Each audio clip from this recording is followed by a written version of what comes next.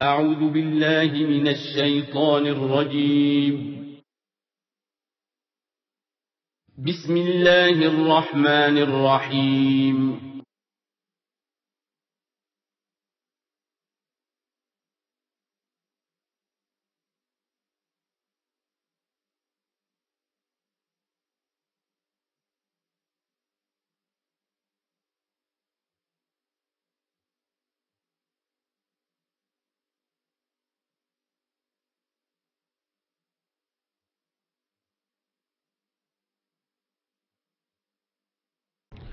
اللهم ذکرنا منہ ما نسینا وعلمنا منہ ما جہلنا وارزقنا تلاوته آناء اللیل وآناء النہار واجعلہ لنا حجتا یا رب العالمین آمین۔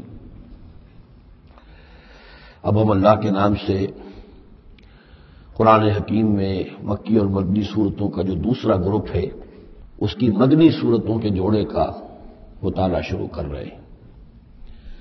مکیات اس دوسرے گروپ میں دو ہیں، سورۃ الانعام، سورۃ الاعراف، جن کا مطالعہ ہم کر چکے، اور میں نے ابتدا ہی عرض کیا تھا کہ یہ گروپ اس اعتبار سے متوازن ہے کہ اس میں دو ہی سورتیں مکی ہیں، دو ہی مدنی ہیں۔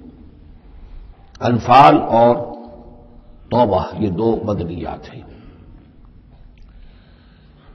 ان کا جو ربط اور تعلق ہے اس گروپ کی مکی صورتوں کے ساتھ، پہلے تو اس کو سمجھ لیجئے۔ ہم دیکھ چکے ہیں سورہ انعام اور اعراف میں کہ ان میں اتمام حجت ہوا ہے بنو اسماعیل پر یا مشرکین عرب پر۔ اس اتمام حجت کے بعد اللہ کا جو ہمیشہ سے ضابطہ اور قاعدہ رہا ہے، قانون رہا ہے کہ کسی رسول کے بھیجے جانے کے بعد اور اس کی جانب سے اتمام حجت کے کیے جانے کے بعد بھی اگر کوئی قوم کفر پر اڑی رہے بحیثیت مجموعی تو اس پر عذاب الہی آتا ہے، عذاب استیصال۔ اگرچہ یہ عذاب مختلف شکلوں میں آیا، کہیں کسی قوم کو ان کے اپنے ہی علاقوں میں سیلاب بھیج کر اور غرق کر دیا گیا جیسے حضرت نوح علیہ السلام، کہیں کوئی بہت تیز آندھی بھیجی اور اس کے نتیجے میں جیسے کہ قوم عاد کے اوپر عذاب آیا، کہیں زلزلہ آیا، کہیں آسمان سے پتھراؤ ہوا جیسے کہ عمورہ اور صدوم کی بستیوں پر ہوا، کہیں جیسا کہ آپ کو معلوم ہے کہ آل فرعون کو ان کے محلوں سے اور گھروں سے نکال کر لا کر سمندر میں غرق کر دیا۔ تو قریش پر جو عذاب آیا ہے اللہ تعالیٰ کا وہ اپنی نوعیت میں منفرد ہے، کیونکہ حضور خود قرشی تھے، بنی اسماعیل میں سے تھے، اور آپ نے اتمام حجت کر دیا ان پر 13 برس تک 12 برس تک دعوت دے کر، تو اب گویا کہ وہ عذاب الہی کے مستحق ہو گئے تھے۔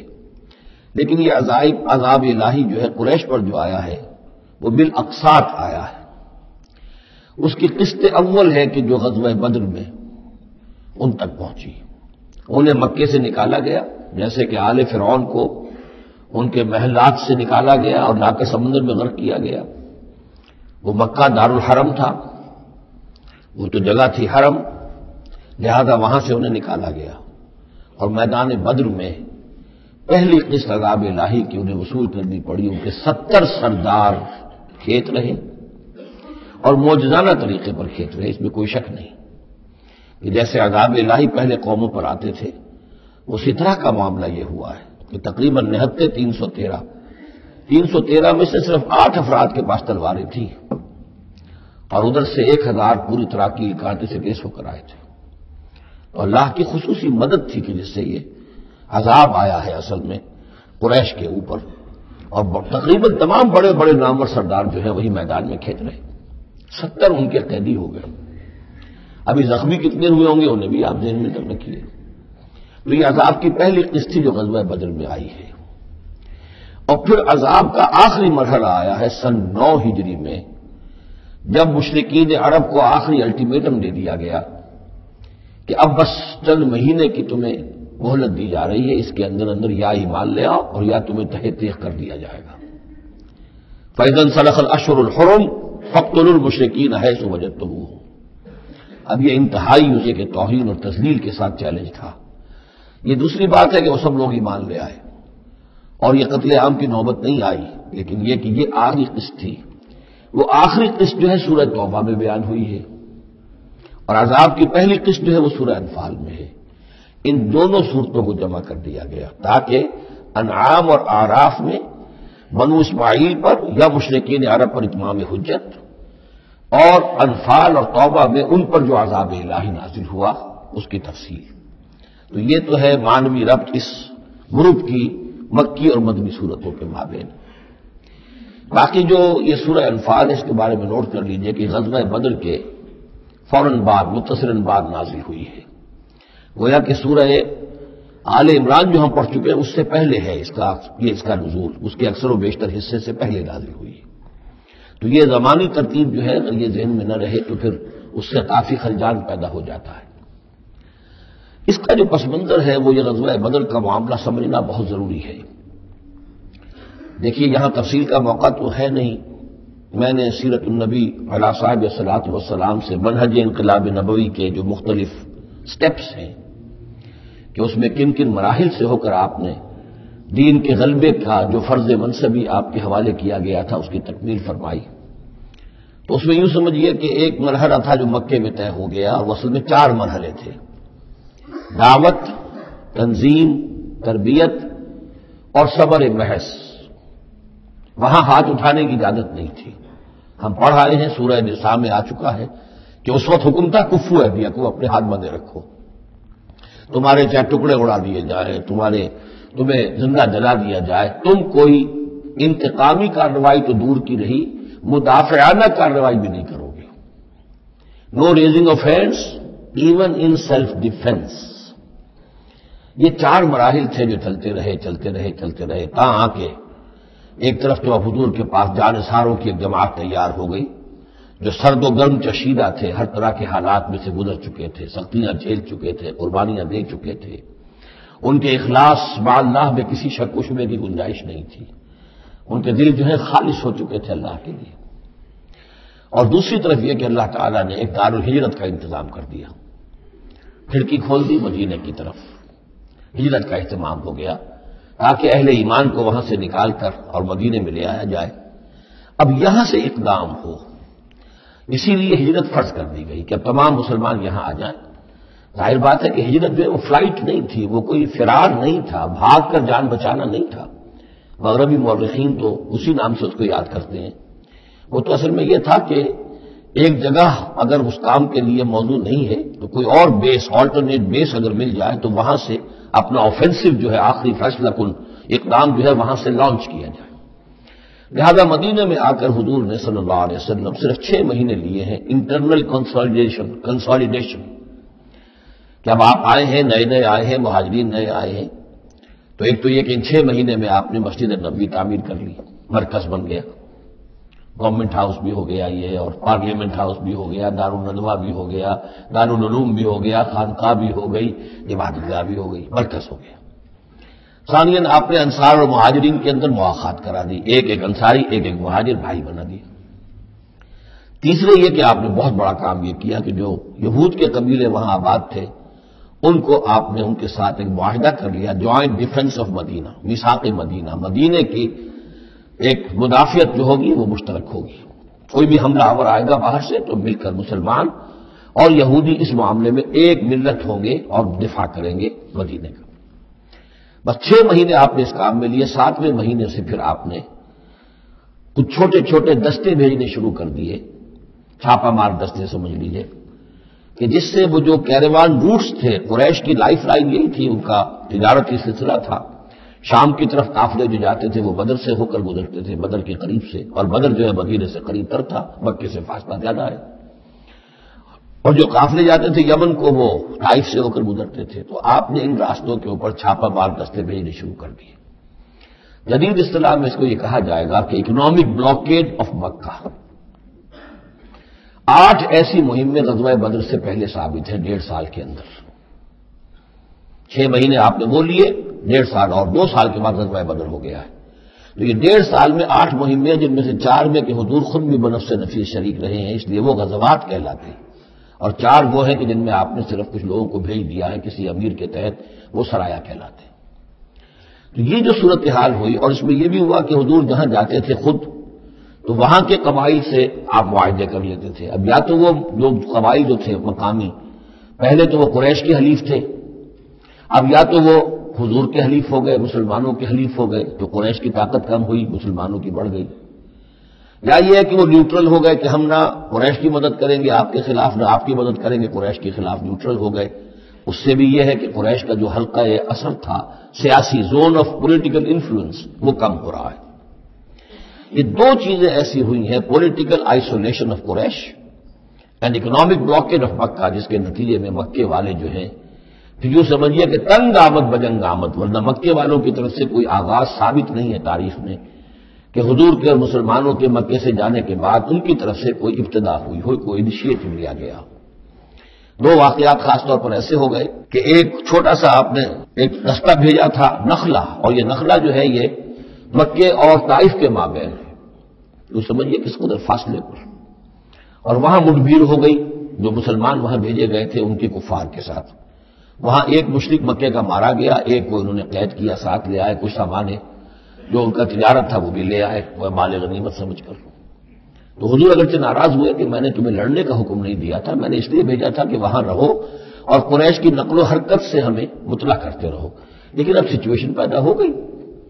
گویا کہ یہ چاہے ارادہ تھا یا نہیں تھا، ڈی فیکٹو شکل یہی ہوئی کہ اقدام ہو گیا مسلمانوں کی طرف سے، اب آغاز ہو گیا مسلمانوں کی طرف سے. ادھر جب ابو سفیان لے کر جا رہے تھے بہت بڑا قافلہ شام کی طرف، تو حضور نے اس کا تعاقب کیا، لیکن وہ تیزی سے نکل گئے تھے. لیکن جب واپس آ رہے تھے اور 50,000 دینار کا سامان تھا ان کے قافلے کے اندر، بہت لدا پدا قافلہ، انہیں یہ خطرہ ہوا کہ اب پھر محمد صلی اللہ علیہ وسلم اور ان کے ساتھی کہیں لوٹیں گے ہمیں اور ہمارے اوپر حملہ کریں گے، روکیں گے ہمارا راستہ. تو انہوں نے یہ کی دوہری حکمت عملی کی کہ ایک تو یہ کہ ایک سوار بھیجا آگے تیزی کے ساتھ دوڑایا کہ مکے جاؤ، کہو کہ ہمارے قافلے کو خطرہ ہے محمد سے صلی اللہ علیہ وسلم، لہذا مدد بھیجو. اور ادھر یہ کیا کہ وہ عام راستہ جو تھا، جو بدر سے ہو کر گزرتا تھا، اسے چھوڑ کر ساحل سمندر کے ساتھ ساتھ نیچے سے ہو کر وہ نکل بھی گئے. اب وہاں مکے میں یہ دونوں چیزیں بیک وقت پہنچ گئی. ایک طرف وہ نخلا سے لوگ روتے پیٹتے چیختے چلاتے ہمارا آدمی مار دیا محمد کے آدمیوں نے، وہ آ گئے، ادھر سے وہ آ گیا جو ابو سفیان کا بھیجا ہوا تھا ایلچی کہ دوڑو دوڑو دوڑو تمہارا قافلہ محمد لوٹنے والے ہیں اور یہ ہے وہ ہے. بس وہ وار کرائی وہاں ہوئی اور 1,000 کا لشکر جو ہے وہاں پر پھر جمع کیا گیا اور 900 اونٹ فراہم کیے گئے اور 100 گھوڑوں کا ایک رسالہ تیار کیا گیا اور وہ لوگ مکے سے نکل آئے. یہ صورتحال ادھر ہو رہی تھی. ادھر یہ ہے کہ حضور صلی اللہ علیہ وسلم نے مدینے میں پہلے تو یہ فیصلہ کیا تھا کہ اب یہ قافلہ واپس آنے والا ہے تو اب اس قافلے کا تعاقب کریں. ابھی جنگ وغیرہ کا آپ کو گمان نہیں تھا، ابھی مدینے ہی میں آپ نے یہ جو ہے ایسا ارادہ ظاہر کیا کہ جیسے پہلے بھی گئے تھے، جب قافلہ جا رہا تھا شام کی طرف تو تعاقب کیا تھا، ایسے جب آ رہا ہے تو اسے انٹرسپٹ کریں. لہذا ایک تو مشاورت ہوئی ہے مدینے میں، آیا چلنا چاہیے یا نہیں چلنا چاہیے، وہ میں بات درج کروں گا جب ہم آیتیں پڑھیں گے. پھر جب کچھ لوگ نکل آئے اور یہ نہیں سمجھا گیا تھا کہ کوئی جنگ ہونی ہے، کوئی بڑا لشکر آ رہا ہے، اس وقت تک اطلاع نہیں تھی، اسی لیے وہ جو جس کے ہاتھ میں آیا، کسی کے پاس نیزا تھا، کسی کے پاس کچھ اور تھا، تلواریں 8 تھیں، گھوڑے کل 2 تھے، وہ چل پڑے. چلو اس لیے کہ مسئلہ تو قافلے کا مسئلہ ہے نا، کوئی جنگ تو ہے نہیں، کوئی لشکر وشکر تو آ نہیں رہا. جب آپ کچھ سفر طے کر کے مقام صفرا تک پہنچ گئے تو وہاں وحی آ گئی اور آپ کو اطلاع بھی پہنچ گئی، اطلاع بھی پہنچ گئی کہ ابو جہل جو ہے 1,000 کا لشکر لے کر مکے سے چل پڑا ہے. اور وہی بھی آ گئی، اللہ نے بتا دیا کہ اے نبی اب یہ 2 شکلیں ہیں، جنوب سے مکے کی طرف سے ایک لشکر آ رہا ہے کیل کانٹے سے لیس سے، شمال سے قافلہ آ رہا ہے، اور میرا یہ وعدہ ہے کہ ان دونوں میں سے ایک ضرور تم کو دے دوں گا، تم کو فتح حاصل ہو جائے گی. یہ میرے اہل ایمان کو بتا دیجئے اور ذرا مشورہ کیجئے. تو دوسری مشاورت جو ہے وہ مدینے سے نکل کر ہوئی ہے مقام صفرا میں. یہ اصل میں جو چیزیں اگر سامنے نہ ہو تو پھر یہ بہت خلجان ہوتا ہے اور اکثر لوگوں کو، مترجمین کو اور مفسرین کو بہت خلجان رہا ہے ان آیات کے سمجھنے میں. اور اس کے علاوہ جو خلجان رہا ہے وہ یہ رہا ہے کہ ایک دور ہم پر ایسا گزرا ہے انگریز کے حکومت کے زمانے میں، اور خاص طور پر جب نئی نئی مغربی سائنس اور مغربی تہذیب کا ہم پر حملہ ہوا ہے، تو چونکہ مغرب کے لوگوں نے یہ کہا کہ یہ اسلام تو تلوار سے پھیلا، بوئے خون آتی ہے اس قوم کے افسانوں سے، تو ہمارے ہاں کچھ مخلص لوگ تھے، نیک لوگ تھے، جو چاہتے تھے کہ اسلام کو اور حضور صلی اللہ علیہ وسلم کی سیرت کو بچائیں، اس کی دفاع کریں۔ انہوں نے کہا نہیں نہیں، اسلام تلوار سے نہیں پھیلا، حضور نے تو جو جنگیں کی تھی وہ صرف مدافعانہ تھیں، ان کے اوپر جنگ ٹھوس دی گئی تھی اور آپ نے کوئی اقدام نہیں کیا۔ اور ان میں سب سے بڑا کام کیا ہے ہندوستان میں مولانا علامہ شبلی نعمانی رحمۃ اللہ علیہ نے، میں ان کا نام ادب سے لوں گا اس لیے کہ سر سید احمد کے زیر اثر تھے، اور وہ جو جدید جو ابھی آیا تھا، جو مغربی افکار و خیالات اور تہذیب اور تمدن اور ویلیوز اور نظریات کا جو ریلا آیا تھا، اس کا مقابلہ کرنا آسان کام نہیں تھا۔ تو یہ اپولوجیٹک انداز اختیار کیا ہے شبلی نعمانی نے، اور اس میں یہ ہے کہ وہ جو ابتدائی جو 8 جو غزوات اور سرایا ہیں جو بدر سے پہلے ہوئے، انہیں بالکل تقریباً نظر انداز کر دیا ہے، تاکہ یہ ثابت نہ ہو کہ انیشیٹو حضور کی طرف سے ہوا ہے۔ یہ چیز جو ہے میں سمجھتا ہوں کہ ایک خاص دور کا تقاضا تھی، وہ دور پر گزر چکا۔ اب اسلام کا یہ فکر کہ اسلام ایک مکمل دین ہے، یہ اپنا غلبہ چاہتا ہے، اور حضور کو بھیجا گیا تھا اس لیے کہ دین کو غالب کرے، اور دین کو غالب کرنے کی جدوجہد ایک انقلابی جدوجہد ہے۔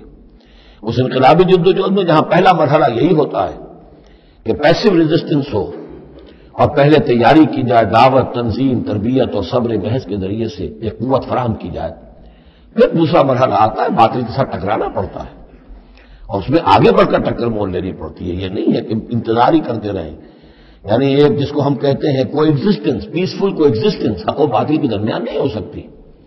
حق کیسے تسلیم کر سکتا ہے کہ باطل بھی موجود رہے؟ ہاں، حق میں جان نہیں ہے، اہل حق جو ہے بے جان ہے، مردہ ہے، تو مجبوری ہے، لیکن اگر اہل حق میں جان ہو تو وہ کیسے برداشت کریں گے کہ باطل جو ہے اس کا غلبہ رہے؟ ہاں، باطل جو ہے وہ نیچا ہو کر رہے، اگر وہ مغلوبیت کی شکل اختیار کر لے تو ٹھیک ہے، لیکن یہ کہ باطل کا غلبہ ہو اور اہل ایمان میں جان بھی ہو، تو یہ دو چیزیں جو ہیں یہ تو ایک دوسرے سے بالکل متضاد ہیں۔ جیسے حضرت ابوبکر نے فرمایا تھا ایبدل الدین وانا حی، کیا دین میں ترمیم کی جائے گی جبکہ ابھی میں زندہ ہوں؟ میرے جیتے جی دین کے اندر ترمیم یہ ممکن نہیں ہے۔ تو وہی بندہ مومن کی شان ہونی چاہیے۔ تو اصل حقائق الحمدللہ بہت اچھی طریقے سے واضح ہو چکے ہیں۔ بہرحال اتنا پس منظر جو ہے جان لیجئے، اور ایک خاص اسلوب جو ہے سورہ مبارکہ کا، اگرچہ یہ تقریباً ایک خطبہ ہے، مسلسل 10 رکوع ہے، لیکن اس میں ایک خاص مسئلے کو نکال کر پہلے درمیان شروع میں لے آئے ہیں۔ اس کی بحث آئے گی تقریباً وسط میں جا کر، لیکن اس اسلوب کو یہاں نوٹ کر لیجئے، وہ اس لیے کہ یہی اسلوب ہے جس سے ہمیں سمجھنے میں مدد ملے گی سورہ توبہ کے جو ترتیب مضامین ہے، وہاں بھی بہت اشکال ہے، اور بہت سے مترجمین کو جدید دور کے جو زیادہ محنت نہیں کر سکے ہیں، بس ترجمہ مکمل کرنا انہوں نے اپنے پیش نظر رکھ لیا، تفسیر مکمل کرنی ہی ہے، لہذا وہ تیزی کے ساتھ وہ دقت نظر کا ثبوت نہ دے سکے تو اس میں بڑے خلجان پیدا کر دیے۔ وہ اسلوب کیا ہے کہ اس پوری بحث میں سب سے ایک نمایاں مسئلہ یہ ہو گیا تھا غزوہ بدر کے بعد کہ مال غنیمت پر مسلمانوں میں جھگڑا ہو گیا۔ پہلی جنگ تھی، غنیمت کی تقسیم کیسے ہوگی، اس کا قانون کیا ہے، اس کا ضابطہ کیا، وہ معلوم نہیں تھا۔ اور یہ کہ عام طور پر جو عرب میں پہلے رواج تھا وہ تو یہ تھا کہ جس کے ہاتھ جو لگ گیا بس وہ اس کا ہے۔ وہ تو لوٹ مار جانتے تھے کہ باقاعدہ جنگ جو ہے وہ تو ان کے ہاں اس طریقے سے منظم کوئی تنظیم تو تھی ہی نہیں، تو جو جس کے ہاتھ لگ گیا۔ اب لوگوں نے یہ سمجھا غزوہ بدر میں جس نے جو کچھ مال غنیمت جمع کیا وہ اس کا ہے۔ اب کچھ لوگوں نے کہا صاحب کہ ہم یہاں حضور کے حفاظت کے لیے مامور تھے یا پہرے پر تھے، ہم تو مال جمع نہیں کر سکے، تو کیا مطلب ہے ہمارا کوئی حصہ نہیں ہوگا؟ یا یہ ہے کہ کچھ بزرگوں نے کہا تو وہ اتنی بھاگ دوڑ تو نہیں کر سکتے جتنے نوجوان کر سکتے تھے، بھاگ کر دوڑ کر ادھر سے ادھر جمع کر لینا، لیکن یہ کہ ان کی حیثیت ہوتی ہے، وجاہت ہوتی ہے، تو ایک جھگڑا پیدا ہو گیا کہ یہ کس طریقے سے تقسیم ہو، کس کا کتنا حق ہے۔ تو اس جھگڑے کا ذکر کر کے صورت شروع کی ہے، لیکن اس کے اوپر کوئی بات یہاں نہیں کی، بلکہ کیٹیگوریکل بات کی ہے کہ جڑ کاٹ دی اس کی، لیکن اس پر جو اصل حکم ہے وہ بعد میں آئے گا وسط صورت میں۔ مال غنیمت کے لیے یہاں لفظ آیا انفال، یسألونک عن الانفال۔ اے نبی یہ آپ سے انفال کے بارے میں پوچھ رہا ہے۔ انفال جمع نفل کی، نفل کہتے ہیں کسی اضافی شے کو، جیسے نماز فرض ہے، یہ سنت مؤکدہ ہے، یہ فلاں ہے، یہ نفل ہے، اضافی ہے، آپ کی مرضی پر ہے، پڑھے نہ پڑھے۔ تو جو کہ جنگ میں اصل سے جو مطلوب ہوتی ہے وہ فتح ہوتی ہے، مال غنیمت تو ایک اضافی شے، بونس ہے جو مل گیا، ورنہ اصل شے جو ہے وہ مال غنیمت جو ہے پیش نظر جنگ میں نہیں ہوتی. لوٹ مار میں اصل شے جو ہے وہ لوٹ مار کا مال ہوتا ہے، لیکن جب جنگ ہوتی ہے تو جنگ میں تو اصل چیز جو مقصود ہے وہ فتح ہے. تو اس حوالے سے مال غنیمت کو انفال کے لفظ سے تعبیر کیا گیا. یسألونک عن الانفال، اے نبی آپ سے پوچھ رہے ہیں مال غنیمت کے بارے میں. قل الانفال للہ والرسول، پہلے تو جڑ کاٹ دی مسئلے، کہہ دیں کہ الفال کل کے کل اللہ اور اس کے رسول کے ہیں، تم میں سے کسی کا کوئی حق ہے ہی نہیں، لاؤ سب جمع کر دو. یہ فتح جو ہے تمہارے ہاتھوں نہیں آئی ہے، یہ اللہ کی خصوصی مدد سے آئی ہے، لہذا کسی کا کوئی حق نہیں. زیرو لیول پر لا کر پھر ان کو سنبھالنا آسان تھا کہ جب معلوم ہو کہ سب کچھ ہاتھ سے دے کر تو پھر تو ظاہر بات ہے کہ آدمی جو ہے جب ساری جاتی دیکھیے تو آدھی دیجیے بانٹ والی بات ہے، پھر وہ کم کے اوپر بھی راضی ہو گئے. لیکن پہلا مسئلہ یہی تھا، قل الانفال للہ والرسول واتقوا اللہ، اللہ کا تقوی اختیار کرو، واصلحوا ذات بینکم، اور اپنے آپس کے معاملات کو درست کرو، واطیعوا اللہ ورسولہ، اور اللہ اس کے رسول کی اطاعت کرو، ان کنتم مؤمنین، اگر تم مومن ہو. گویا کہ جڑ ہی کاٹ دی، کسی کا کوئی حق اس میں ہے ہی نہیں، یہ سب اللہ اس کے رسول کے لیے یعنی اسلامی ریاست کے لیے. اب یہاں جو آگے آیات آ رہی ہے بڑی اہم ہے. بندہ مومن کی شخصیت کا جو حیولہ ہے اور بندہ مومن کی جو تعریف ہے، جامع ترین اور مختصر ترین الفاظ میں یہ آئی ہے سورہ حجرات میں. اس کے دو حصے ہیں. ایک تو ہے بندہ مسلم، مسلمان کے لیے تو 5 چیزیں ہیں، کلمہ شہادت، نماز، روزہ، حج، زکوٰۃ. لیکن حقیقی مومن کے لیے اس میں 2 اضافی چیزیں شامل کرنی پڑیں گی. وہ کیا ہیں؟ دلی یقین اور عملی جہاد. بندہ مومن کی شخصیت کے اندر یہ 2 رخ اور ہونے چاہیے. جو صرف مسلمان ہے، کلمہ شہادت، نماز، روزہ، حج، زکوٰۃ. بنی الاسلام علی 5، شہادت لا الہ الا اللہ وان محمد رسول اللہ واقام الصلاۃ وایتاء الزکوٰۃ وصوم رمضان وحج البیت. لیکن مومن انما المؤمنون الذین آمنوا باللہ ورسولہ ثم لم یرتابوا، یقین والا ایمان، دل میں ایمان. وجاہدوا باموالہم وانفسہم فی سبیل اللہ، اور جہاد کریں اپنی جان اور مال کے ساتھ اللہ کی راہ میں. اب یہاں یوں سمجھیے کہ سورہ حجرات کی آیت نمبر 15 میں جو ڈیفینیشن آئی ہے، جیسے پرکار ہوتی ہے، پرکار کو کھول دیا. ایک حصے کی کیفیات کو یہاں اس سورہ انفال کے شروع میں لے آئے ہیں، اور دوسری جہاد والی کیفیات کو سورہ انفال کے آخر میں لے آئے ہیں. تو یہ پرکار یہاں کھلی ہوئی ہے اس ڈیفینیشن کی. تو ایک حصہ ڈیفینیشن کا یہاں آ رہا ہے، انما المؤمنون الذین اذا ذکر اللہ وجلت قلوبہم. اہل ایمان، حقیقی مومن تو وہ ہیں کہ جب اللہ کا ذکر کیا جاتا ہے تو ان کے دل لرز جاتے ہیں. وَإِذَا تُلِيَتْ عَلَيْهِمْ آیَاتُهُ، اور جب انہیں اس کی آیات پڑھ کر سنائی جاتی ہیں، زادتہم ایمانا، ان کے ایمان میں بڑھوتری ہوتی ہے، اضافہ ہوتا ہے. وَعَلَىٰ رَبِّهِمْ يَتَوَكَّلُونَ، اور وہ اپنے رب پر توکل کرتے ہیں. الَّذِينَ يُقِيمُونَ الصَّلَاةَ، جو نماز کو قائم رکھتے ہیں. وَمِمَّا رَزَقْنَاهُمْ يُنْفِقُونَ، اور جو کچھ ہم نے انہیں دیا ہے اس میں سے اللہ کے لیے، اللہ کے دین کے لیے خرچ کرتے ہیں. انفاق فی سبیل اللہ مراد. اولئک هم المؤمنون حقا، یہ وہ لوگ ہیں جو سچے مومن ہیں، حقیقی مومن ہیں. لیکن نوٹ کر لیجئے یہ بھی ابھی آدھی ڈیفینیشن آئی ہے، اس سورہ مبارکہ کے آخر میں آئے گی اور وہاں جا کے پھر یہی الفاظ آئیں گے. یہ آیت نمبر 74 ہے. والذین آمنوا وہاجروا وجاہدوا فی سبیل اللہ والذین آووا ونصروا اولئک هم المؤمنون حقا لهم مغفرۃ ورزق کریم. اس کے بعد ایک آیت اور بعد میں ہے، سورت ختم ہو جاتی ہے. تو لاسٹ بٹ 1 آیت اور ادھر پہلی کے بعد دوسری، ان 2 جگہ پر ایمان کے حقائق کو تقسیم کر کے پرکار کو کھول کر گویا کہ پوری سورت کو ان 2 کے درمیان میں لے لیا گیا ہے، گود میں لے لیا گیا ہے. ایمان کی ڈیفینیشن کے یہ 2 حصے جو ہیں ان کی گود میں. اب یہاں ذکر شروع ہو رہا ہے غزوہ بدر کا. کما اخرجک ربک من بیتک بالحق، جیسے کہ نکالا آپ کو اے نبی آپ کے رب نے آپ کے گھر سے حق کے ساتھ. یعنی آپ کا یہ بدر کی طرف روانہ ہونا جو ہے یہ اللہ تعالیٰ کی ایک اسکیم کا حصہ تھا، اللہ کی اپنی ایک تدبیر ہے. وَإِنَّ فَرِيقًا مِّنَ الْمُؤْمِنِينَ لَكَارِهُونَ، اہل ایمان میں سے کچھ لوگ اسے پسند نہیں کر رہے تھے. یہ کون لوگ؟ یہ ہے وہ پہلی مشاورت جو مدینہ ہی میں ہوئی ہے. ان میں ظاہر بات ہے مدینہ میں منافق بھی تھے جن کا خیال یہ تھا لڑنے بھیڑنے کا، لوٹ مار کرنے کا یہ کوئی فائدہ ہے بھلا، اچھی تبلیغ کرنی چاہیے، اچھی بات کہنی چاہیے، نیک بات کہنی چاہیے. یہ کیا طریقہ ہے؟ منافقین کا ایلیمنٹ موجود تھا. جو اس کو پسند ہی نہیں کرتے تھے، اس لیے کہ جنگ کا سلسلہ چل نکلا تو ہمیں بھی جانا پڑے گا، ہماری جان اور مال کے اوپر بھی آنچ آئے گی، تو نپ دی ایول ان دی بڈ، اس سے تو بہتر ہے کہ اس کو یہیں پر ختم کرو۔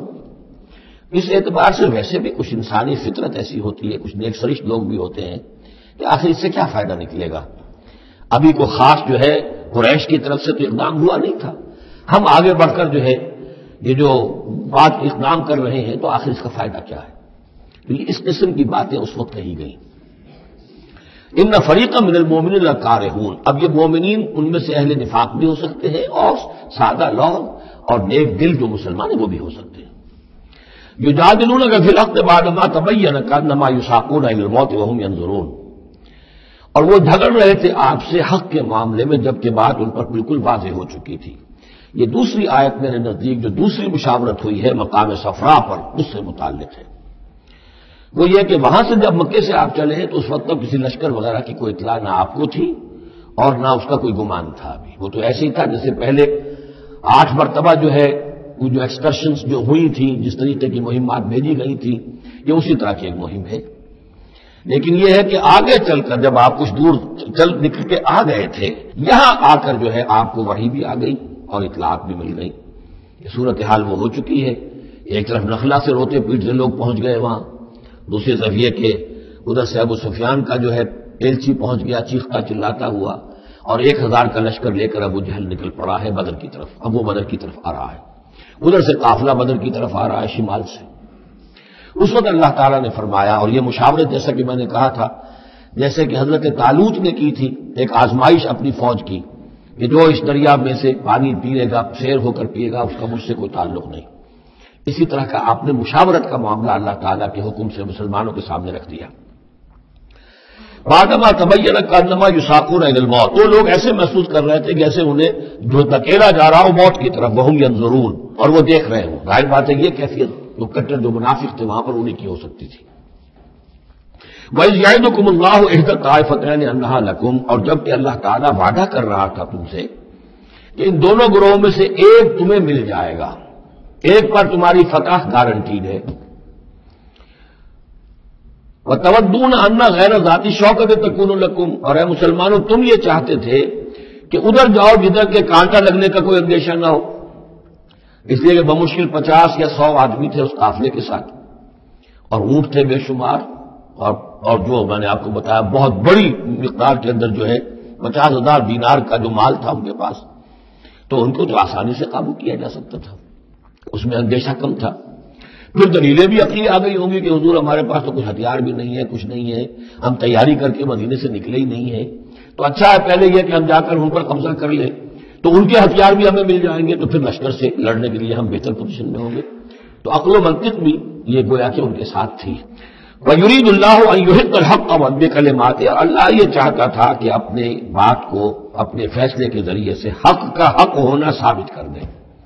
وَيَقْطَعَ دَابِرَ الْكَافِرِينَ، اور کافروں کی جڑ کاٹ دے۔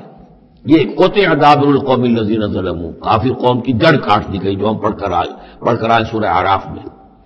اللہ کا ارادہ یہ تھا اگر عام جو دنیاوی قواعد و ضوابط ہیں، فزیکل لاز ہیں، اس کے تحت یہ ہوتا تو اتنی بڑی بات ہی نہ ہوتی۔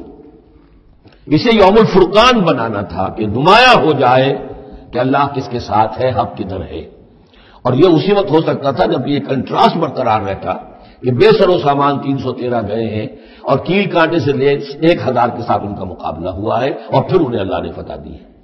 لہذا اللہ کی مرضی کچھ اور تھی۔ یرید اللہ ان یحق الحق بکلماتہ ویقطع دابر الکافرین، اللہ چاہتا تھا کہ اپنی باتوں کے ذریعے سے حق کا حق ہونا ثابت کر دے اور کافروں کی جڑ کاٹ دے۔ یہ یحق الحق کا، تاکہ سچا ثابت کر دے حق کو، سچ کو، ویبطل الباطل، اور باطل ثابت کر دے باطل کو، باطل ہونا اس کا ثابت ہو جائے۔ ولو کرہ المجرمون، خواہ یہ مجرموں کو کتنا ہی ناگوار ہو۔ استغیثون ربکم، یاد کرو جب کہ تم اپنے رب سے استغاثہ کر رہے تھے، دعائی دے رہے تھے کہ اللہ ہماری مدد فرما۔ فاستجاب لکم، تو اللہ نے تمہاری دعا کو قبول کیا تھا۔ انی ممدکم بألف من الملائکۃ مردفین، کہ میں تمہاری مدد کروں گا 1000 ملائکہ سے جو لگاتار آئیں گے، پے بپے آئیں گے۔ 1000 کا لشکر آیا ہے نا، تو 1000 فرشتے ہم تمہاری مدد کے لیے بھیج دیں گے۔ وما جعلہ اللہ الا بشرا، اور اللہ نے اس کو نہیں بنایا مگر تمہارے لیے بشارت، وَلِتَطْمَئِنَّ بِهِ قُلُوبُكُمْ، اور تاکہ تمہارے دل مطمئن ہو جائیں۔ وَمَن نَّصْرُ إِلَّا مِنْ عِندِ اللَّهِ، اور مدد تو اللہ کی طرف سے ہوتی ہے، فرشتوں کو بھیجے بغیر بھی وہ مدد کر سکتا ہے، کن فیکون کی شان کے ساتھ وہ جو چاہے کر دے۔ لیکن یہ کہ تمہارا جو اپنا ایک سوچنے کا انداز ہے، بل بنائے طب بشری، تمہاری تسکین کے لیے ہم نے یہ شکل کر دی کہ 1000 دشمن آ رہا ہے تو 1000 فرشتہ تمہاری مدد کے لیے ہم بھیج دیں گے۔ ان اللہ عزیز الحکیم، یقیناً اللہ تعالیٰ سب زبردست ہے اور حکمت والا۔ اذ یغشیکم النعاس امنۃ منہ، جبکہ تم کو ڈھانپ لیا تھا ایک اونگ نے جو امن کی اور تسکین کا ذریعہ بن گیا اللہ کی طرف سے۔ یہ دو معجزے ہوئے ہیں خاص اس وقت، معجزے اس معنی میں کہ عام حالات میں یہ چیزیں نہیں ہوتی، لیکن اس میں کوئی خرق عادت نہیں ہے، معجزہ اس معنی میں نہیں ہے کہ اس کو چیلنج کر کے حضور نے دکھایا ہو، اس معنی میں نہیں، بس یہ کہ غیر معمولی اللہ کی نصرت کی شکلیں ہیں۔ ایک تو یہ کہ حالانکہ معاملہ بڑا یعنی سخت تھا، لیکن رات کو جا کے پڑاؤ پر مسلمان سوئے اطمینان سے، بڑی عمدگی سے نیند آئی، دل میں وہ دغدغہ نہیں تھا، اللہ پر اطمینان تھا، اللہ کے لیے نکلے تھے، لہذا ان کو وہ بے چینی اور تشویش اور کل کیا ہو جائے گا، رہیں گے کہ نہیں رہیں گے، زندگی ہوگی موت، کچھ نہیں، نیند آئی، انہیں اطمینان سے سوئے، صبح کو اٹھے تو وہ گویا کہ چاقو چوبند تھے۔ نمبر 2 یہ ينزل علیکم من السماء ماء، اور جب کہ اتارا اس نے تم پر آسمان سے پانی، بارش ہو گئی، اس سے یہ ہوا لیطہرکم، تاکہ تمہیں پاک کرے، جنہیں غسل کی حاجت تھی غسل کر لیا، وَيُذْهِبَ عَنْكُمُ الرِّجْسَ الشَّيْطَانَ، اور دور کر دے تم سے شیطان کی نجاست کو، وَلِيَرْبِطَ عَلَىٰ قُلُوبِكُمْ، اور یہ کہ تاکہ تمہارے دلوں کے اندر بھی، بارش کے بعد جو فضا ہوتی ہے اس سے طبیعت کے اندر بھی ایک اطمینان اور سکون پیدا ہوتا ہے، ورنہ واقعہ یہ ہے کہ جہاں پر آ کر قریش پہلے ڈیرہ ڈال چکے تھے، پانی پر ان کا قبضہ تھا، اب یہاں پانی نہیں تھا، بارش ہوئی تو وہ نشیبی جگہ میں انہوں نے ایک اپنا حوض بھی جمع کر لیا، پانی بھی جو ہے وہ ان کے پاس فراہم ہو گیا۔ وَيُثَبِّتَ بِهِ الْأَقْدَامَ، اور پانی جب برسا تو مٹی دب گئی، مٹی کے جمنے کی وجہ سے پاؤں بھی دب گئے، وہ جگہ جو تھی وہاں پر جو ہے اہل ایمان جو مجاہدین تھے ان کے پاؤں قدم جمنے کی صورت پیدا ہو گئی۔ اذ یوحی ربک الی الملائکۃ، اور جب یاد کرو، گمان کرو، تصور کرو، جبکہ آپ کا رب وحی کر رہا تھا فرشتوں کو، انی معکم، وہ جو 1000 فرشتہ اللہ نے بھیجا، انی معکم، میں تمہارے ساتھ ہوں، فثبتوا الذین آمنوا، تو جاؤ اور اہل ایمان کے قدموں کو جما دو، اہل ایمان کے دلوں کو جما دو۔ سألقی فی قلوب الذین کفروا الرعب، عن قریب میں ان کافروں کے دلوں میں رعب ڈال دوں گا، ان پر دہشت طاری ہو جائے گی۔ فاضربوا فوق الاعناق، پھر مارنا ان کی گردنوں کے اوپر جیسے چاہے، واضربوا منہم کل بنان، اور مارنا ان کی ایک ایک پور پر، یعنی یہ کہ جب کسی شخص پر کوئی شخص دہشت زدہ ہو جائے تو اس کے اندر قوت مدافعت نہیں رہتی، پھر گویا کہ وہ جو بھی حملہ آور ہے اس کے رحم و کرم پر ہے، جدھر سے چاہے چوٹ لگائے، جدھر سے چاہے مارے۔ ذالک بانہم شاقوا اللہ ورسولہ، اور یہ سزا ان کو اس لیے دی جائے گی کہ انہوں نے مخالفت کی، زندہ کی، دشمنی کی اللہ کی اور اس کے رسول کی۔ ومن یشاقق اللہ ورسولہ فإن اللہ شدید العقاب، اور جو اللہ اور اس کے رسول کا دشمن ہو جائے اور اس سے زدہ کرے تو اللہ تعالیٰ بھی سزا دینے میں بہت سخت ہے۔ ذالکم فذوقوہ، دیکھو اب یہ قریش سے کتاب ہے، ذالکم فذوقوہ، دیکھو یہ آگے پہلی قسط وصول کرو، چکھ لو اس کو، وَأَنَّ لِلْكَافِرِينَ عَذَابَ النَّارِ، اور ابھی جو تمہارے یہ کھیت رہے ہیں ان کی سزا یہی ختم نہیں ہو گئی ہے، ان کے لیے جہنم کا عذاب ہے۔ یا ایھا الذین آمنوا اذا لقیتم الذین کفروا زحفا، اہل ایمان جب تمہارا مقابلہ ہو جائے کافروں سے میدان جنگ میں، یہ زحف کہتے ہیں جبکہ باقاعدہ دو لشکر ایک دوسرے کے سامنے مد مقابل بن کر آئیں، ایک چھاپا مار جنگ ہوتی ہے، جیسے کہ آج جو پہلی اسے مہمیں تھی وہ جنگ کی شکل نہیں تھی بلکہ وہ مہمیں تھی چھاپا مار، لیکن اب یہ پہلی مرتبہ جنگ ہوئی ہے، لہذا اس کے حوالے سے بات ہو رہی ہے۔ یا ایھا الذین آمنوا اذا لقیتم الذین کفروا زحفا فلا تولوہم الادبار، تو تم ان کو پیٹھ مت دکھاؤ، پیٹھ مت موڑو، مطلب یہ کہ کھڑے رہو، ڈٹے رہو، مقابلہ کرو، جان چلی جائے لیکن یہ کہ پیچھے قدم نہ ہٹے۔ وَمَن يُوَلِّهِمْ يَوْمَئِذٍ دُبُرَهُ، اور جو کوئی بھی اس روز اپنی پیٹھ دکھا دے گا یعنی میدان جنگ سے بھاگے گا، دو استثناءات کے ساتھ، اِلَّا مُتَحَرِّفًا لِقِتَالٍ، سوائے اس کے کہ یا تو وہ کوئی داؤ لگا رہا ہو جنگ کے لیے، جیسے دو آدمی بھی جنگ کرتے ہیں اور تلوار اور اس کے ساتھ تو کوئی ذرا ادھر ہٹتا ہے، پیچھے کو ہٹتا ہے، وہ بھاگنا نہیں ہوتا بلکہ وہ تو در حقیقت ایک ٹیکٹیکل موو ہے، وہ تو ایک اپنے داؤ کے لیے ذرا پیچھے ہٹنا، اب اس وقت میسرہ کو پیچھے کر لیا جائے اور جو میمنہ ہے اسے آگے بڑھایا جائے، یہ بات اور ہے۔ اور متحیزا الی فئۃ، یا یہ کہ کوئی اور جمعیت ہے جس کی طرف جا کر ملنا ہے اور اس کے لیے ریٹریٹ ہو رہی ہے، تو آرڈرلی ریٹریٹ یہ ایک علیحدہ شے ہو جائے گی، اور ٹیکٹیکل موو یہ علیحدہ شے ہو جائے گی۔ تو آرڈرلی ریٹریٹ اور ٹیکٹیکل موو، ان دو کے سوا اگر کوئی بھگدڑ کے اندر کوئی جان بچا کر بھاگا فقط باب غضب من اللہ، تو اس نے تو اللہ کا غضب جو ہے وہ کما لیا۔ ومأواہ جہنم، اس کا ٹھکانہ جہنم ہوگا، وبئس المصیر، اور وہ بہت ہی برا ٹھکانہ ہے۔ اب یہاں وہ بات آ گئی فلم تقتلوہم، اے مسلمانوں تم نے انہیں قتل نہیں کیا، ولکن اللہ قتلہم، اللہ نے انہیں قتل کیا۔ ویسے تو یہ کہ فاعل حقیقی اللہ ہے، ہم جو کام بھی کرتے ہیں اور جس شے کے اندر بھی کوئی تاثیر ہے وہ اللہ ہی کی وجہ سے، لا فاعل فی الحقیقت ولا مؤثر الا اللہ، عام حالات میں بھی یہ، لیکن یہ خاص حالات تھے جن میں اللہ تعالیٰ کی خصوصی مدد آئی ہے۔ فلم تقتلوہم ولکن اللہ قتلہم وما رمیت اذ رمیت ولکن اللہ رما، اور اے نبی آپ نے بھی جو کنکریوں کی مٹھی بھر کر پھینکی تھی، آپ نے کنکریاں لی اپنی مٹھی میں اور پھینکا کفار کے لشکر کی طرف، شاہت الوجوہ، چہرے جو ہے بگڑ جائیں، تو یہ پتہ نہیں کہاں تک اللہ نے ان کنکریوں کو پہنچایا ہے۔ تو فرمایا اور آپ نے جب وہ کنکریوں کی مٹھی پھینکی تھی، ما رمیت اذ رمیت، آپ نے نہیں پھینکی تھی ولکن اللہ رما، یہ تو اللہ تعالیٰ نے پھینکی تھی۔ ہاتھ ہے اللہ کا، بندہ مومن کا ہاتھ۔ وَلِيُبْلِيَ الْمُؤْمِنِينَ مِنْهُ بَلَاءً حَسَنًا، تاکہ اللہ تعالیٰ اہل ایمان کے جوہر نکھارے، ان کے اندر کی چھپی ہوئی جو صلاحیتیں ہیں مخفی ہیں انہیں اجاگر کرے۔ یہ ذرا نوٹ کر لیجئے، بلا یبلو کے معنی ہوتا ہے آزمانا، تکلیف میں ڈال کر کسی آزمائش میں۔ ابلا یبلی جب یہ باب افعال سے آتا ہے تو کسی کے جوہر کو نکھارنا، کسی کی جو خابیدہ جو ہے اس کی صلاحیتیں ان کو ابھارنا، یہ ہے ابلا۔ لِيُبْلِيَ الْمُؤْمِنِينَ مِنْهُ بَلَاءً حَسَنًا، تاکہ اللہ تعالیٰ خوب اہل ایمان کے اوپر ان کے جو ہے جوہر نکھارے۔ ان اللہ سمیع علیم، یقیناً اللہ سب کچھ سننے والا اور جاننے والا ہے۔ ذالکم وان اللہ موہن کید الکافرین، یہ تو ہو چکا، اب اس جنگ کا جو نتیجہ تھا اقتباس تم نے دیکھ لیا، لیکن آئندہ بھی سمجھ لو اللہ تعالیٰ کافروں کے تمام چالوں کو ناکام بنا دے گا۔ یہ اہل ایمان سے بھی خطاب ہو گیا اور یہ کہ کفار کے لیے بھی، اور پھر کفار سے خطاب ہے اذ تستفتحوا فقد جاءکم الفتح۔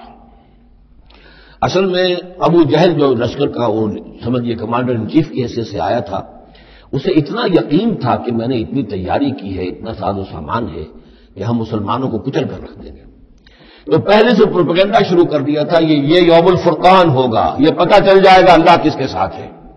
اللہ کو تو وہ بھی مانتے تھے، اللہ کے ساتھ دیویوں دیوتاؤں کو مانتے تھے نا، اللہ کے منکر تو نہیں تھے، لیکن یہ کہ ادھر اللہ ہی اللہ تھا، ادھر اللہ کے ساتھ اور منات اور دیوتا وہ بھی تھے، تو یہ کہ اللہ کس کے ساتھ ہے یہ ثابت ہو جائے گا، یعنی وہ اتنا یقین تھا اسے، جیسے 65 کی جنگ میں لاہور، فال آف لاہور دکھا دیا گیا BBC ٹیلی ویژن کے اوپر، جو ہو چکا لاہور جو ہے اس پر تو بھارتی فوج کا قبضہ ہو چکا، اتنا یقینی تھا۔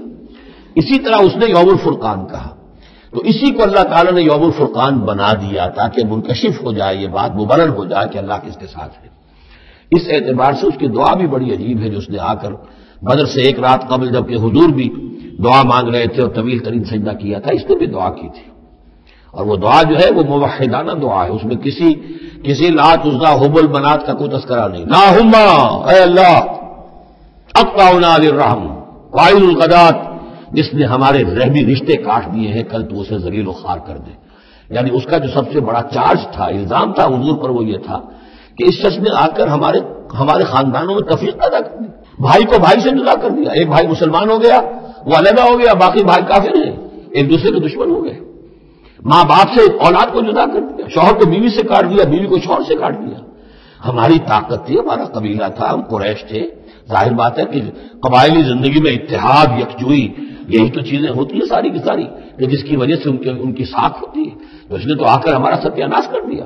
اقطعنا للرحم، جس نے رحمی رشتے کاٹ دیے ہیں ہمارے، فاہلہ الغدات، تو اے اللہ کل اسے ذلیل و خوار کر دیجو، یہ دعا کی ابو جہل کی۔ بہرحال اللہ تعالیٰ اب ان سے خطاب کر کے کہہ رہے ہیں کہ اے مشرکین مکہ، ان تستفتحوا، اگر تو تم چاہتے تھے کہ فیصلہ ہو جائے، فقط جاءکم الفتح، تو فتح فیصلہ ہو چکی، فیصلہ اللہ کا آ چکا، معلوم ہو گیا کہ حق کدھر ہے، باطل کدھر ہے۔ وَإِن تَنْتَهُوا فَهُوَ خَيْرٌ لَكُمْ، اب بھی اگر تم باز آ جاؤ تو یہ تمہارے لیے بہتر ہے۔ وَإِن تَعُودُوا نَعُودْ، اگر دوبارہ اعادہ کرو گے ہم بھی یہی کچھ دوبارہ کریں گے. وَلَن تُغْنِيَ عَنْكُمْ فِئَتُكُمْ شَيْئًا، اور تمہاری یہ نفری اور جمعیت اور تمہاری یہ تعداد تمہیں کسی کام نہیں آ سکے گی. وَلَوْ كَثُرَتْ، خواہ وہ بہت ہو. وَأَنَّ اللَّهَ مَعَ الْمُؤْمِنِينَ، اور یہ کہ اللہ اہل ایمان کے ساتھ ہے. یا ایھا الذین آمنوا، اب یہ جو رکوع آ رہا ہے تیسرا، یہ بہت ہی جامع بہت اہم ہے. اس میں سے جو تین آیتوں کے گروپ ہیں وہ تو خاص طور پر ہماری توجہ کی اور مسلمانوں نے پاکستان کی توجہ کے لیے بڑے اہم ہیں. یا ایھا الذین آمنوا اطیعوا اللہ ورسولہ ولا تولوا عنہ وانتم تسمعون، اہل ایمان اللہ اور اس کے رسول کی اطاعت کرو اور نہ منہ موڑو اس سے جبکہ تم سن رہے ہو. یعنی جب اللہ کے رسول نے کہا تھا کہ چلو بدر کی طرف، تو تمہاری یہ رد و قضا اور یہ پاؤں پیٹنا جس کو کہتے ہیں، یہ مختلف الفاظ کے لیے محاوروں میں آتے ہیں، یہ جو تم کر رہے تھے کیوں کر رہے تھے؟ جب اللہ اس کے رسول کی طرف سے بات آئی تھی تو ہر ایک کو کہنا چاہیے تھا سمعنا واطعنا، جو آپ کا حکم ہو.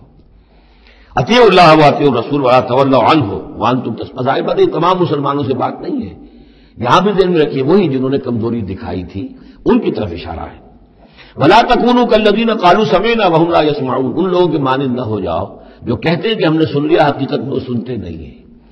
یعنی دل اڑا ہوا ہے، طبیعت جو ہے وہ یکسو ہے ہی نہیں، تو کیا سننا ہے؟ سنا انسنا ہو گیا.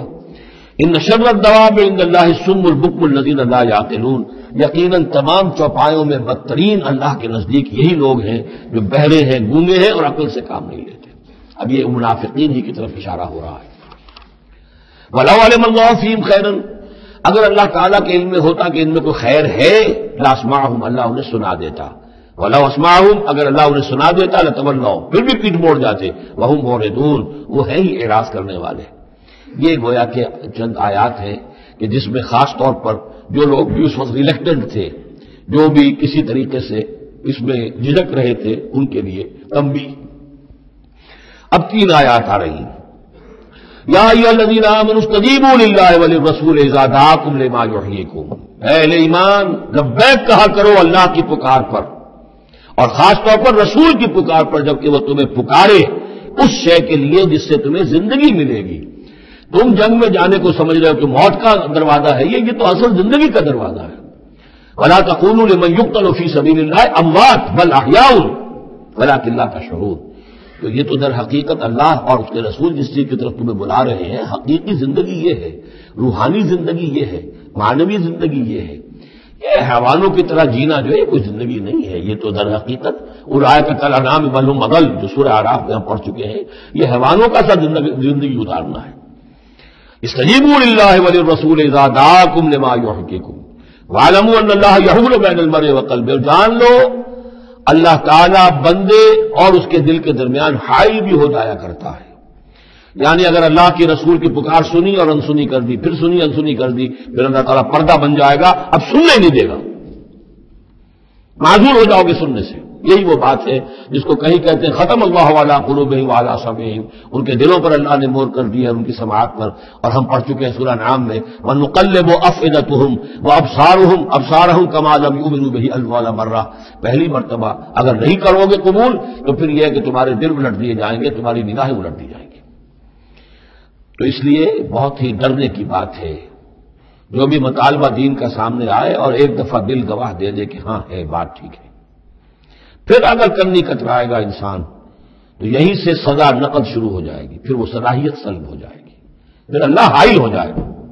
یعنی قانون خداوندی، سنت خداوندی حائل ہو جائے گی. پھر آپ کے دل پر مہر لگے گی، آپ کے کانوں کے پر مہر لگے گی، آپ کی آنکھوں پر پردے پڑ جائے گے. یا ایھا الذین آمنوا استجیبوا للہ وللرسول اذا دعاکم لما یحییکم واعلموا ان اللہ یحول بین المرء وقلبہ وانہ الیہ تحشرون. اور یہ کہ بالآخر تو تمہیں سب کو اسی کی طرف جمع کیا جانا ہے. واتقوا فتنة لا تصيبن الذين ظلموا منكم خاصة، اور ڈرو اس سزا سے، اس عذاب سے کہ جب آئے گا تو تم میں سے صرف گناہ گاروں ہی کو اپنی لپیٹ میں نہیں لے گا. اس کا میں کل حوالہ دے چکا ہوں. بے گناہ بھی اس میں اگر اپنا فرض ادا نہیں کر رہے، فرض ادا نہ کرنا جرم ہے، وہ خود گناہ ہے. تم اگر دین کے لیے سرفروشی نہیں کر رہے تو یہ بھی تو گناہ ہے. ہاں ٹھیک ہے، میں نے یہ شراب نہیں پی، میں نے یہ نہیں کیا، میں نے سور نہیں کھایا، میں نے فلاں نہیں کیا، میں نے نمازیں پڑھی، ٹھیک ہے سب کچھ کیا، لیکن سوال یہ ہے کہ جو دین کا فرض تھا، دین کی نصرت تھی، اللہ کی اور اس کے دین کے لیے تن من دھن لگانا تھا، وہ نہیں کیا، وہ بھی تو جرم ہے.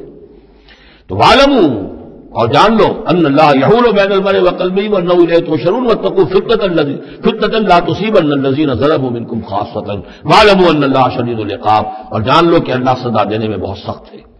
بس کرو، یہ ہے خاص پاکستانی مسلمانوں کے لیے آیت۔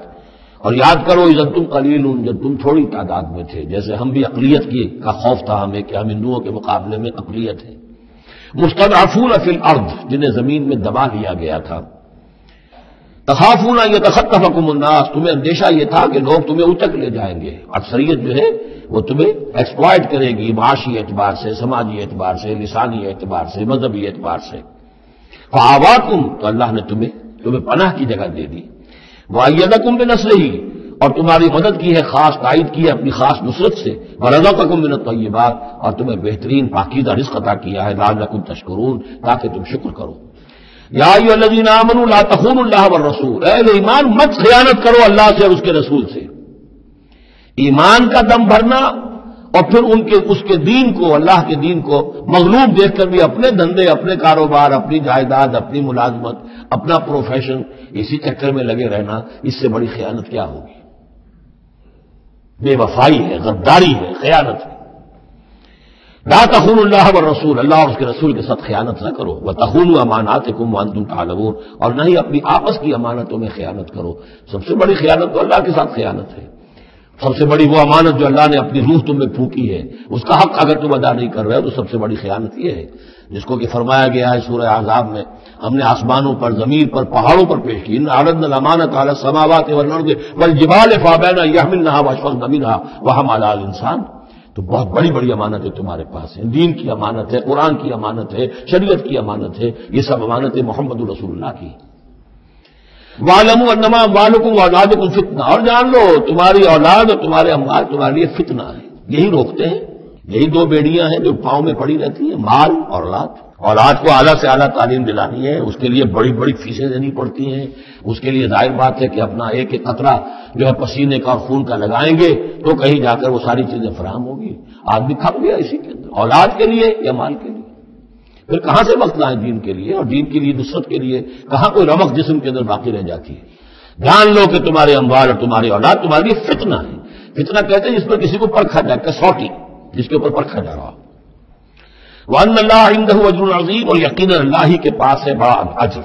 یا ایھا الذین آمنوا ان تتقوا اللہ یجعل لکم فرقانا، اہل ایمان اگر تم اللہ کے تقوی پر برقرار رہو گے تمہارے لیے فرقان، ایک کے بعد دوسری فرقان آتی رہے گی۔ پہلا فرقان تو یہ آ گیا، یہ فتح جو تمہیں دی گئی ہے۔ وَيُكَفِّرْ عَنْكُمْ سَيِّئَاتِكُمْ، اور یہ کہ تمہارے سے تمہاری جو کمزوریاں ہیں، برائیاں ہیں، وہ اللہ تعالیٰ دور کر دے گا۔ وَيَغْفِرْ لَكُمْ، اور بخش دے گا۔ وَاللَّهُ ذُو الْفَضْلِ الْعَظِيمِ، اللہ بڑے فضل والا ہے۔ وَإِذْ يَمْكُرُ بِكَ الَّذِينَ كَفَرُوا، اب یہ ہجرت سے پہلے جو صورتحال تھی مکے میں کہ قریش کے سردار بیٹھتے تھے دارالندوا میں، کیا کریں اب ہم محمد صلی اللہ علیہ وسلم کو قتل کر دیں، سازشیں ہوتی تھی، اور اسی طریقے سے انہیں قید کر دیں، کہیں یہاں سے نکلنے پہ مجبور کر دیں، تو وہ جو سازشیں ان کی ہوتی تھی اور مشورے ہوتے تھے ان کا ذکر ہے۔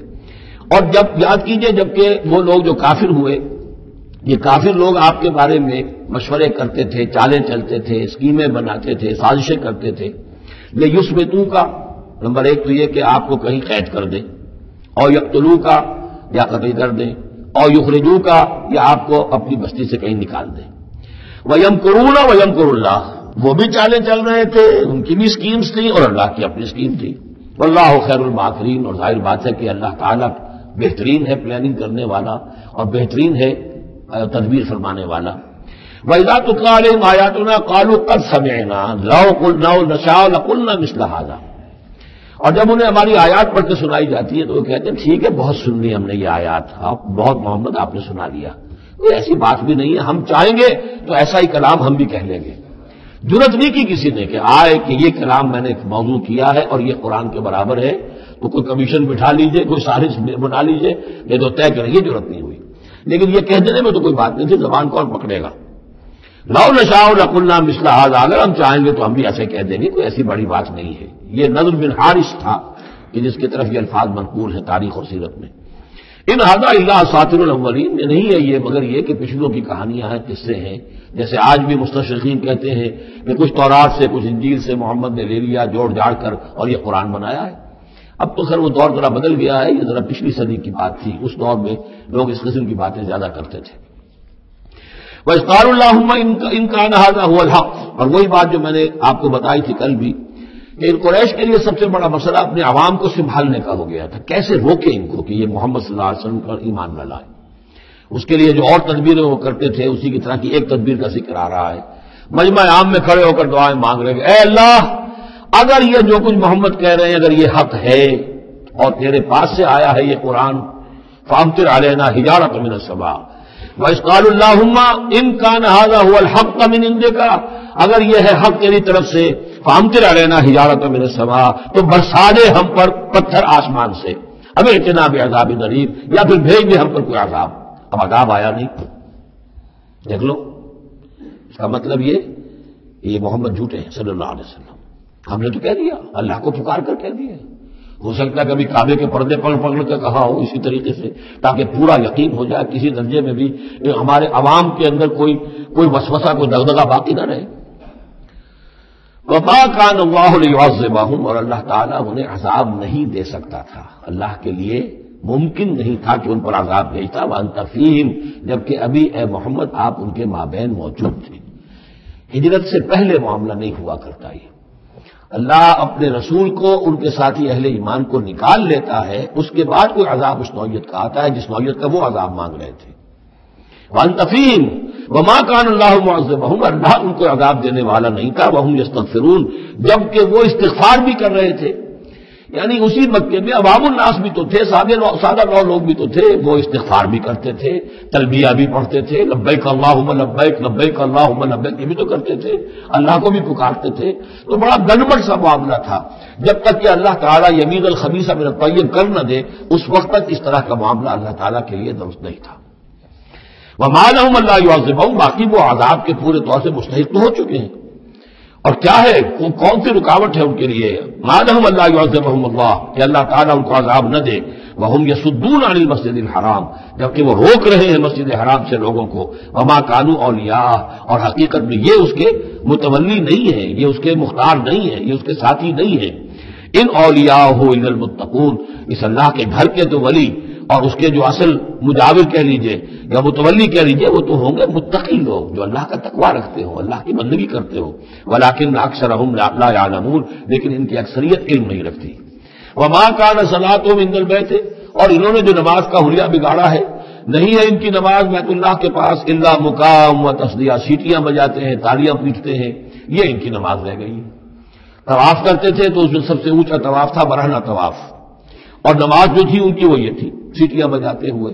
جیسے کہ آپ کو معلوم ہے کہ بعض علاقوں میں مسجدوں کے اندر جب وہ میلاد کی محفلیں ہوتی ہیں تو اس کے اندر ڈھول اور ڈھمک کا، یہ میں نے سنا ہے کہ خاص طور پر افریقہ کے بعض ممالک میں کام ہوتا ہے۔ یہ اللہ کا شکر ہے اس حد تک کم سے کم یہ کہ بر عظیم پاک و ہند کے اندر جو بھی صورت ہوئی ہے وہ یہ مسجد کے اندر یہ خرافات نہیں ہوئی ہے، باقی باہر ہو رہی ہے جو بھی ہو رہی ہے۔ تو انہوں نے نماز کی بھی شکل یہ بنا دی تھی، فذوقوا العذاب بما کنتم تکفرون، تو اب چکھو مزہ عذاب کا اپنے کفر کی پاداش میں۔